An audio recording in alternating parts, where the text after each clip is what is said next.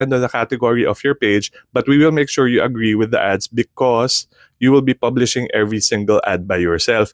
Wala nga ditong kahit Samsung, Nike, at saka ang sinend nila picture, ang gusto ko sana yung clickable. So sabi ko, send me a link para pag kinlik ko, hindi mapupunta sa kung saang mang page or hindi masascam yung mga followers ko. So ayan, naputol yung screenshot ko. Pero that's what I said here, na I don't want my followers getting scammed pag kinlik nila kung ano man yung link na yun. Sabi na sa akin, are you okay with your mind? Hala! Just blaming someone without proof. We are working with many clients to help many clients to get their hacked pages. So dyan pa lang tapos na. Because that wording is very unprofessional. Pero tuloy pa rin siya. Sabi na, we don't want any access to your page. We just need to add our ad account and set up a ad campaign via Business Manager.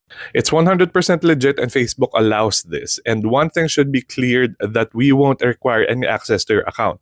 We use business.facebook.com. It's a official Facebook platform for publishers and the clients to coordinate and work securely. Sabi ko na lang, I'll pass. Thanks. Okay, so I'm just sharing this for awareness kasi baka may mga mabudol sa inyo dyan. Kung may gustong makipag-transact sa inyo, kung may gustong kumuha ng inyong services, make sure that it's through email or you can call them or mag-Zoom kayo or Skype kayo or Google Meet. And always trust your gut. Kung feeling nyo peke, it must be fake. And kung feeling nyo na it's too good to be true, it usually is.